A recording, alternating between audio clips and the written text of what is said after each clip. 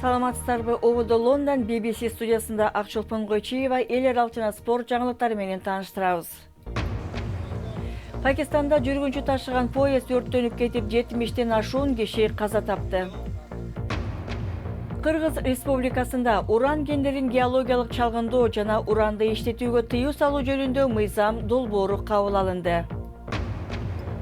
Британияда полиция машыгууларын видеого тартып, террорчулардын чабуулдарды интернетке түз чыгаруусун токтотууга жардам берүүдө. Пакистанда элди ташыган поездде өрт чыгып, бери дегенде 74 киши курман болгону кабарланууда. Ондогон жүргүнчүлөр жаракат алышты.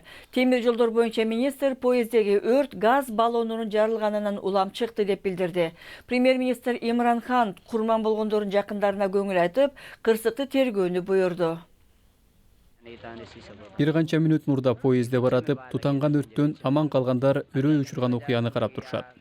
Поездин ичинде ондогон адамдар каза болуп, көптөр жаракат алышты. Бийликтин айтымында, вагондогу жүргүнчүлөр тамак бышырып жаткан, меш жарылып, өрт чыккан. Тилсиз жоо дароо 3 вагонго жайылган.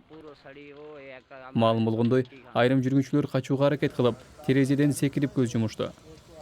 Поезддегилердин көпчүлүгү башкала Лахордун жанындагы диний фестивалга баратышкан зыяратчылар болушкан. Биз 11-чи вагондо багымдат намазын окуп бүткөн болчубуз. Капысынан ызы чуу чыккан үндү угуп, бизден кийинки вагондо өрт чыкканын билдик. Эртең мененки 6-лар чамасы болчу. Андан кийин көпчүлүгүбүз үчүн поездден чыгып, өзүбүздү сактап калуу өтө кыйын болду. Бардык жерде башаламандык болгондуктан коллегаларыбыз коңгуроо чакырган түйүлчөктү басышты.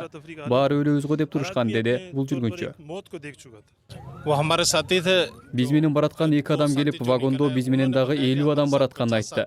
Биз алар тууралуу эч нерсе билбейбиз. Бирок ошол 2 сапарлашыбыз жаракат алыптыр. Алардын жүзү, сакалы жана кийимдери күйүптүр. Анан алар поездде 50 адам көз жумганын айтып жатышты, дейт бул жүргүнчү. Поезд өлкөнүн түштүгүндөгү Карачи шаарынан түндүктөгү Равалпинди шаарына бараткан. Окуя жарым жолдогу айыл аймагында орун алган. Жаракат алгандарды буюм тайымдары менен чоң шаарларга жеткирүү үчүн аскердик тик учак тартылды. Пакистандын темир жолдору кооптуу болуп саналат. Жана алыскы сапарга чыкканда тамак бышыруучу мештерди алып жүрүүгө тыюу салынган. Премьер-министр Имран Хан окуяны иликтөөнү тапшырды. Ага байланыштуу өлүмгө алып келген өрттүн чыгышына эмне себеп болгону гана эмес, вагондордо эмне үчүн өтө көп адам болгону да териштирилет. Пакистанда жүрүп бараткан поездде чыккан өрттөн 74 адамдын өмүрү кыйылды. Ушул жана башка орчундуу жаңылыктарды уюлдук телефон аркылуу интернет сайтыбыздан окуңуздар. Биздин дарек bbc.com /кыргыз. Кыргыз Республикасында уран кендерин геологиялык чалгындоого жана уранды иштетүүгө тыюу салуу жөнүндө мыйзам долбоору жогорку кеңеште кабыл алынды. Радиоактивдүү заттардын адамга жана экологияга кесепети чоң. Анын үстүнө өлкө Совет доорунда иштетилген урандын калдыктарынан кутула албай келет деген негизде бул мыйзам иштелип чыккан. Биз депутат Садык Шерниязды маекке чакырдык. Андан айрым депутаттар мыйзам өкмөттү чыгымдарга кириптер кылат деп жатышты. Эми лицензия алган компаниялар өкмөт менен соттошору анык. Ошондо кандай консенсус табылышы мүмкүн деп сурадык. Мен биринчиден анчалык чоң бир миллиардтарды ушул уран кенине жумшаган компаниялардын билбейт экенмин чынында. Бул албетте түрдө ошол бул мыйзамга каршы чыккандардын кандайдыр бир аргументи болуп атты.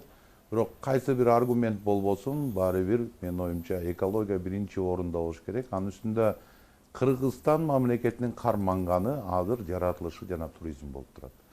Ошондуктан урандан тышкары деген уран менен ушул Кыргызстан урандан тыш болуш керек деген уран менен бул мыйзамды кабыл алдык. Негизи бардык эле нерсе макул болуп, керек болсо президент өзүнүн сөзүндө айтып кеткен. Бул жерде эң чоң талаш, кызуу талаш, сиз билесизби, бул уранды бул жерге келип иштетүү деген жеринде чыгып атат. Анткени ошол урандын токтотулганы ал белгилүү болуп, бирок башка өлкө, коңшу өлкөлөр өзлөрүнүн уранын алып келип, Кыргызстандын комбинатында иштетип, анан ошодон пайда көрөбүз дегенге ошол жери абдан катуу талаш болду да, мына ошондо жеңип чыктык. Түбөлүк тыюу зарыл эмес, 50 жылдагы жетиштүү деп айткандар болду.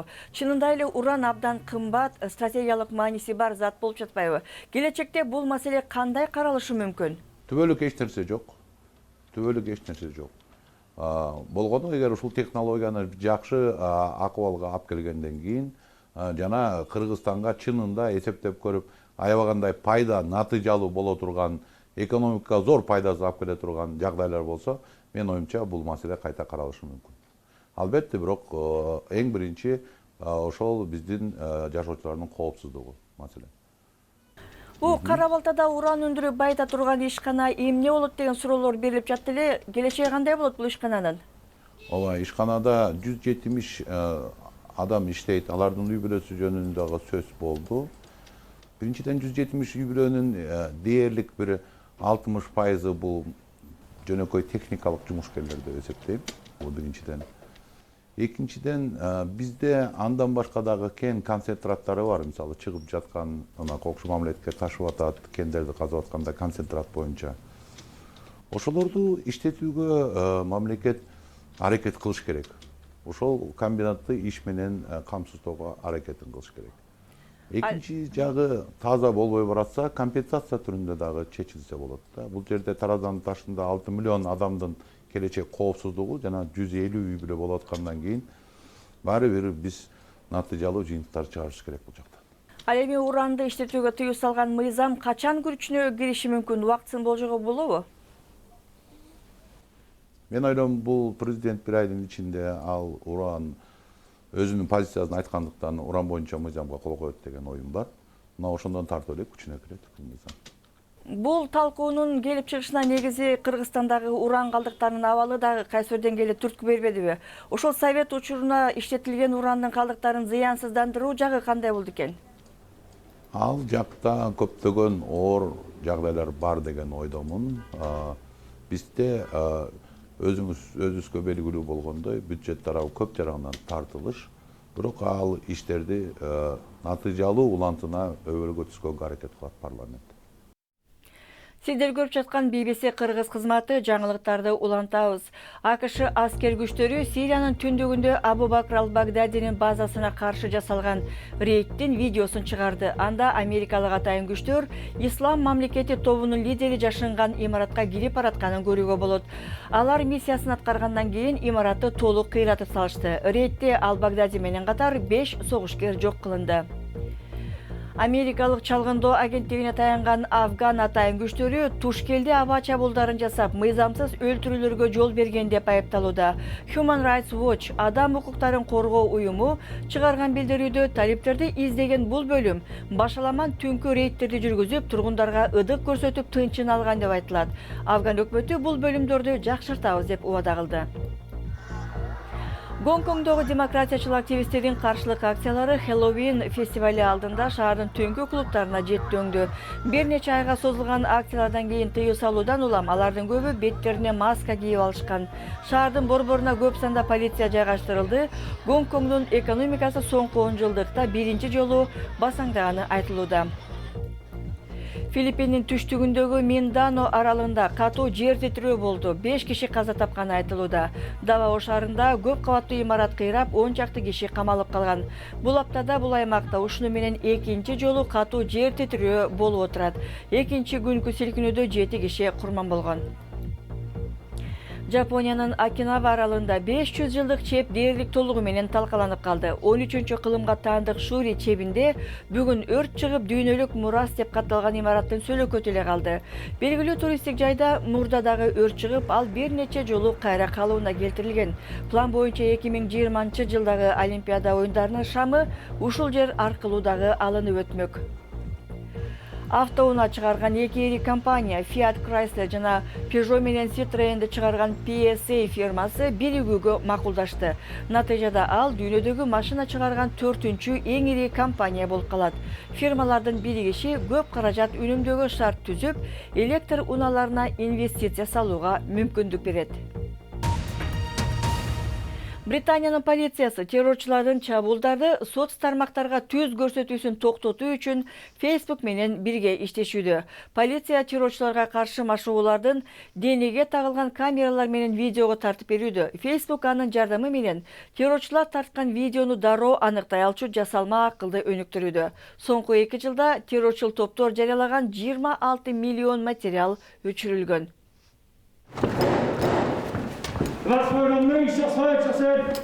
Атайын даярдыктагы жоокерлер террористтик кол салуу жагдайын туурап машыгууда. Сценарий боюнча эркиндикте жүргөн бир канча куралчан адам эч ким жашабаган бош үйдө жашынып алган. Шаардык полиция терроризмге каршы туруу боюнча мындай машыгууларды байма-бай өткөрүп турат. Камераларга тартылган бул тасманы Facebook'ка тапшырышкан. Бул бизге абалды куралчан кишинин көзү менен көрүүгө мүмкүндүк берет. Видео Facebook'ка берилсе, алар ушундай абал тартылган видеолорду дароо таанып, аныктай алчу алгоритмдерди түзө алат. Андай материал интернетке жүктөлсө, аны дароо аныктап, жайылтууга бөгөт коюшат. Facebook Британиянын полициясына жана АКШнын бийлигине кайрылып, системасын үйрөтүүдө керектүү болчу видеолорду чогултууну сураган. Facebook экстремисттик материалды табуу үчүн жасалма акылды колдонот. Технология адамдар менен объектилер тууралуу маалыматты ушинтип аныктайт. Бирок компания Жаңы Зеландиядагы мечиттеги аткылоо тартылган видеонун кеңири таркап кетишин токтото алган эмес деп сынга кабылган. Террордук мазмундагы контенттин ичинен Крайстчерч шаарында болгон кол салуу жөнүндө мен билгенден коомдук сайттарда абдан көп таркады. Мен террордук мазмундагы маалыматты күнүгө талдап турам. Кол салуу Facebook'та түз көрсөтүлгөндүктөн биздин каражаттар ок чыгарган адамдын өңүтүнөн тартылган видеону дароо аныктай албаганын түшүндүк. Видео эрежеге туура келбеген, зомбулук мүнөздө болсо, анын кайра жүктөлүшүнө бөгөт кое алабыз. Бирок Крайстчерч шаарындагы кол салуунун видеосу эрежелерден буйта өтүү максатында 800дөн ашуун жолу бурмаланганына күбө болдук. Социалдык тармактар барган сайын зомбулукту жана жек көрүүчүлүктү жайылткан материалдарга бөгөт коюу кысымына туш келүүдө. Ички иштер министрлиги учурда бул видеону бардык технология компаниялары менен бөлүшүүнү пландап жатат. Эми спортто көрөлү. Англия кубогунда Ливерпуль, Манчестер Юнайтед жана Астон Вилла чейрек финалга өтүштү. Ливерпуль менен Арсеналдын оюну 5-5 менен тең чыкканы жаткан, бирок Ливерпуль пенальтиде утуп кетти. Манчестер Юнайтед Челсини 2-1 менен жеңди, 2 голду тең Маркус Рашфорд киргизди. Астон Вилла болсо 2-1 эсебинде Wolves командасын утту. Испан футболунда Реал Мадрид тренерликке Зинадин Зидан келгенден берки эң чоң жеңишине жетти. Алар 5-0 эсебинде Леганести утуп, Ла Лиганын биринчи сабындагы Барселонадан 1 упай артта турушат. Карим Бензема биринчи 2 голду уюштуруп, өзү дагы тыныгуудан кийин пенальтиде гол киргизди. Теннисте Кытайдын Шэньчжэнь шаарында өтүп жаткан Аялдар теннис ассоциациясынын турниринде Елена Свитолина жарым финалга чыкты. 8-чи рангка коюлган украиналык оюнчу Уимблдон чемпиону Симона Халепти жеңип алды. Ошондой эле Каролина Плискова канадалык Бианка Андрескуну утуп жарым финалга өттү.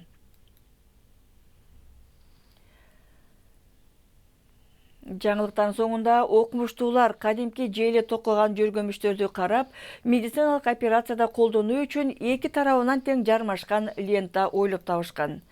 Технология боюнча Массачусетс университетинин илимпоздору жөргөмүчтөр сууну дагы сиңирип алчу зат чыгарып, чымын-чиркейди жамгырда деле желесине кармай аларын байкаган.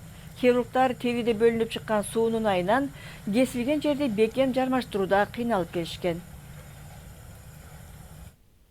Билгенден билбегенибиз көп. Бул жана башка жаңылыктар биздин интернет сайтыбыздын башкы бетинде турат. Ал жакта дарегибиз BBC Kyrgyz.com сайтыбыздан жаңылыктарды окуп, бүгүнкү радиону уксаңыздар болот. BBC жаңылыктарын Facebook'та, Twitter'де жана YouTube'да BBC Kyrgyz деген ат менен издеңиздер. Биздин бул даректерге блог макала жазып, сүрөт, тасма тартып салып турсаңыздар, биз аларды окурман, көрөрмандар менен бөлүшүп турабыз. Программасы ушуну менен жыйынтыктайбыз. Аны алып барган Акчолпон Койчиева. BBC эфиринде кайра жолукканча саламатта болуңуздар.